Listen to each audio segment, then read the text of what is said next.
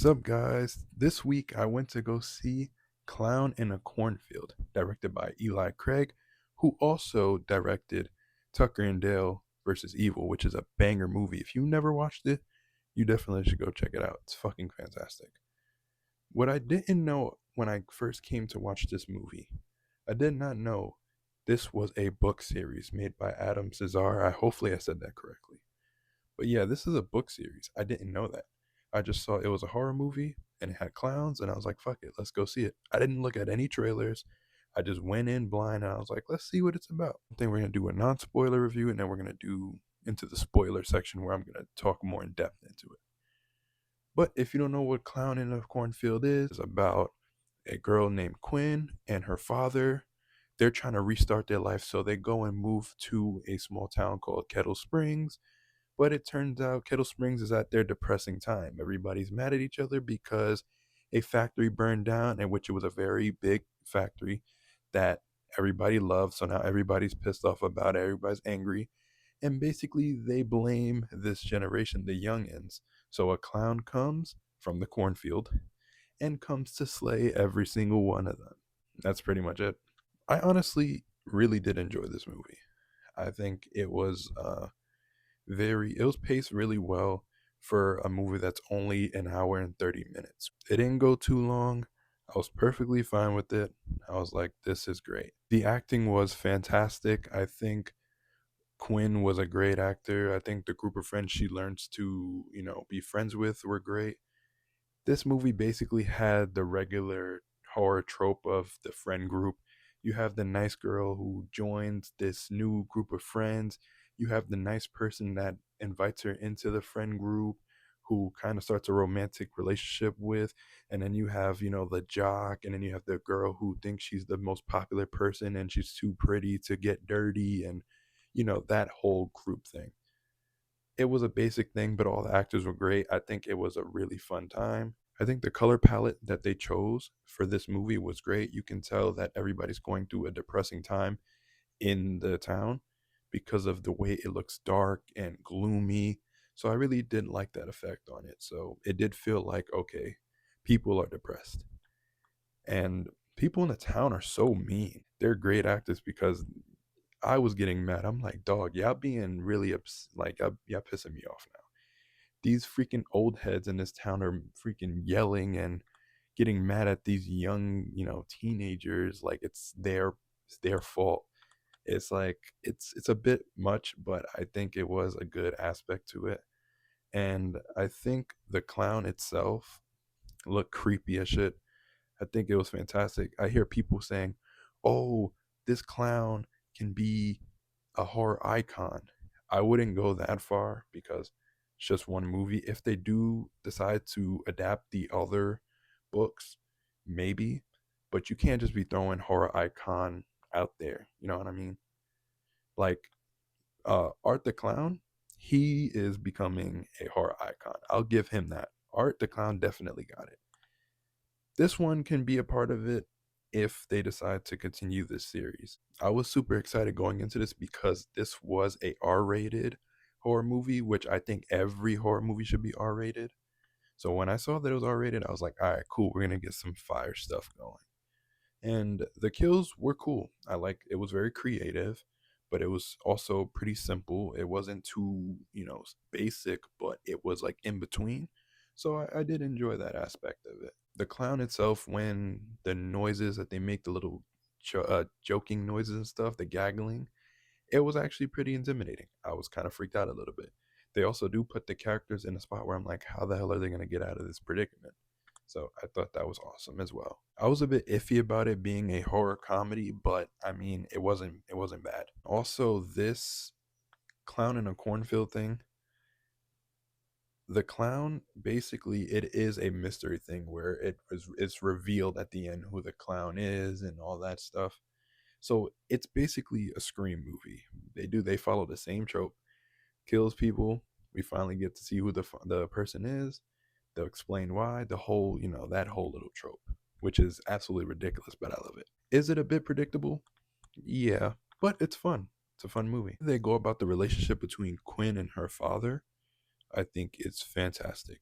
there are tiny details in this movie where Quinn and her father's relationship gets better, and it's just small things here and there that would come up to be something big.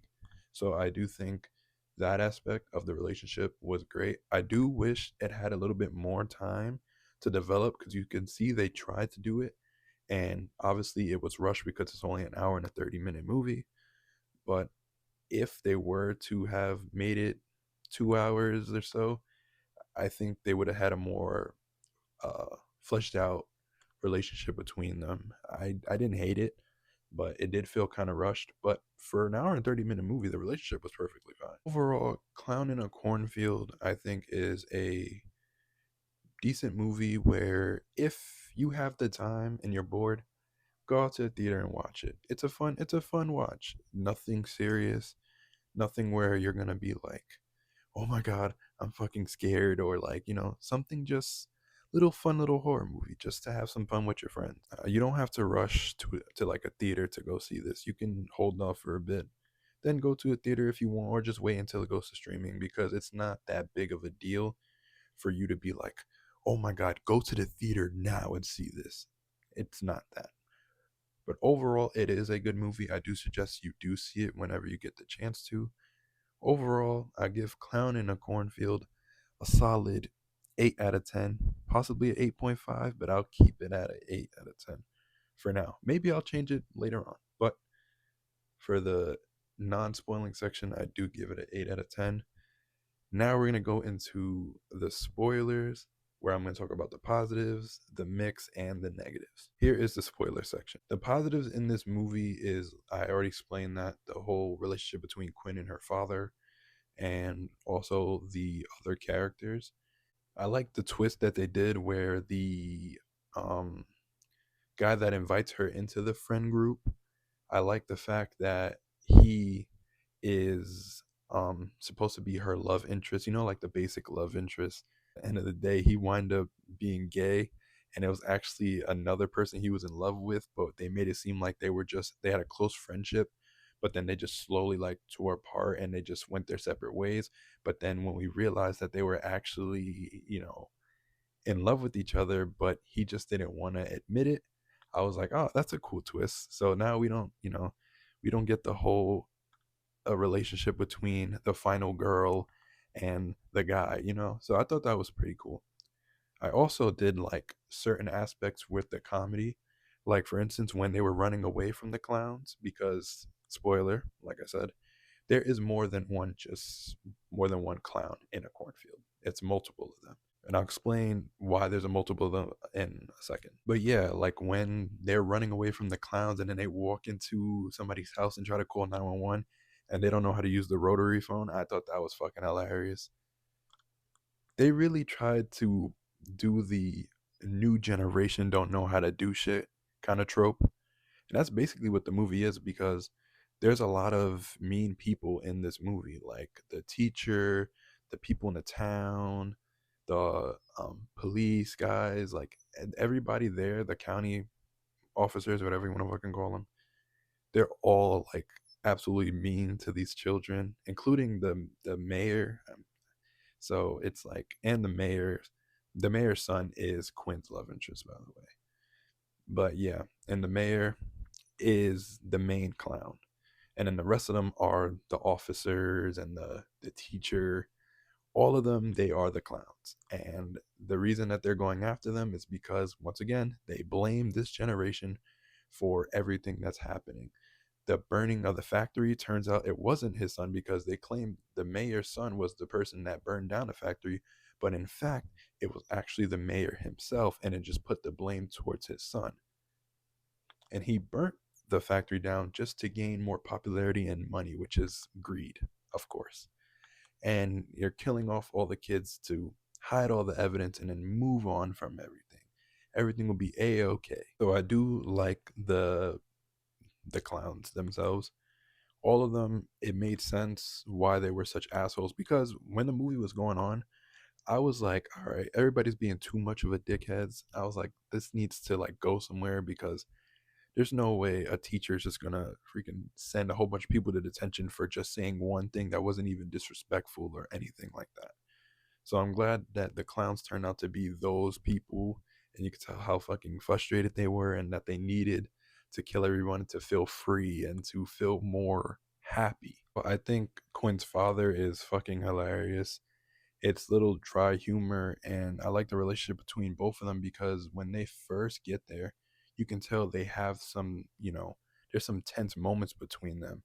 They just move into this town. You can tell Quinn was upset because you can tell her father just moved here without even looking at the place because the place didn't even have any internet. You could tell the way Quinn was very upset at her father and how their relationship is just so off. But I do like the fact that it goes on for a while. Like, okay, now she's joining this group of friends. Her dad doesn't like that she's going out by herself and not mentioning anything, and it caused another um, situation between them. But then as the movie gets closer and closer, it's like, okay, we get them. They're starting to bond now, and it caused this whole killer clown situation for them to finally get everything together. And one of the small details that I mentioned in the non-spoiler part, there is a scene where Quinn wants to finally get her own car. She's 17. She's about to go to college. She wants to get her own car and learn how to drive and stuff. In which he promised her that, and then the time that he finally does get her a truck, it's a stick shift car. She doesn't know how to drive stick, and that becomes a continuously gag that goes on. Like there's a part where she's getting chased by the clowns, and she finally gets into a car and she tries to start it up, and as she starts it, the car turned out to be stick, and she doesn't know how to drive stick, so that became a huge problem. But then her dad at the end of the movie teaches her how to drive stick at like the biggest moment where the final clown, is coming after them, and he teaches her how to learn stick at that moment, and that saved the final four people. So I did like small stuff like that, small details like that that evolve throughout a movie. I think is best when it comes to storytelling. Now the mix. I did speak about the horror comedy aspect, and I was like very positive on it, but there were some negatives, some mixed feelings towards it. I think the comedy was a bit too much at some points. Like there were some tense moments where comedy didn't need to be added because the moment was tense already. It didn't need to be like, oh, let's slow it down with some comedy, because some of it you could feel like it was a bit too much. Like for instance, when one of the friends' boyfriends winds up dying and they didn't know, but then the clown comes out and tosses the head of her boyfriend, instead of her being like, "Oh my god," and like scared and stuff, the first thing she thought was like, "Oh, look at this special effects. They're pranking us. Oh, look, they did a perfect sculpture of him." And it's like, "Come on, really? This is what we're doing? We're just going to make her believe that that's just a mannequin version of her boyfriend? Like, come on." I feel like that stuff like that was a bit too much for me, but it was still fine. I wasn't like overly upset about it. I do feel like it was like, okay, it's funny and all, but you know, let's be a little serious at some points. So that was also one of the mixed feelings I had. Also, another mixed thing I have is the dialogue, the final dialogue when it's revealed that the mayor and the officer and all of them are the clown killers. I feel like it went on a bit too much. It was like, all right, we know why you're doing this now and stuff like that, but it felt a little bit too dragged out. But once again, like it wasn't bad. I just do think it was like I felt kind of iffy on it. It's like we can move on from this. We know why you're doing what you're doing now. So there's no need to continue doing this whole dialogue situation. Let's finally kill these people and then let's move on. And before I get on to the negatives, I do want to say they did leave a open ending to see how we're going to get to another book, which I don't understand. I think I'm about to read the books because I'm interested to see how they go about this, because at the ending Quinn goes to college, and it's like it felt like that was it. And like, is the clown or whoever is still alive maybe gonna follow her to college, or like what's going on, because there's a time skip after the whole clown situation is done. her dad is going for mayor. She's headed to college, and the final people who the um the two guys who are in love with each other, they're her friends. They all give her a hug, saying goodbye and stuff. So I'm like, how do we go about a 2 and 3 if they decide to go through the book series? But the ending was fine. I think it did leave an opening. I'm just like confused as to how do we get to the next one. And negatives, the only negative I really have is that for an R-rated movie, it wasn't enough gore. I'm a big fan. I do believe every horror movie needs to be rated R, and it should be a lot of like gore where it's like, oh, I want to see somebody. I know this sounds sick, but like, I want to see somebody get their head chopped off, and you see all the blood and stuff. Like, people get decapitated in this one, but it's like quick second, like quick chop, and then it goes on. I want to see people actually get like actually messed up, and then you see how make you cringe while you're watching it, like make you go like, oh, I don't like to see that, ooh, like that type of stuff. Like in Terrifier, when Art freaking drags out these kills, it's fantastic because you cringe the whole time, like seeing all this crazy painful stuff he's having these people go through. That's the shit I wanted to see, because R-rated movies should have that effect on you. So that was pretty much my only negative, truly, is that for an R-rated movie, it didn't feel too rated R. It just felt like a regular PG horror movie, which is like, okay. That's really the only negative I have. I didn't feel like it didn't feel like a rated R movie to me. Overall, though, I am excited to see what happens next. I think I might just read the books because I want to know what happens, because I do think this could be a great franchise. And the Bay Pen clown could possibly be an icon if it continues. I don't want to say nothing yet because people are dragging it out. I would hold off on it, but this was a really good film. I did have a great time watching this. So I do suggest you go see it. If you did you enjoy this movie? Tell me if you liked it or not.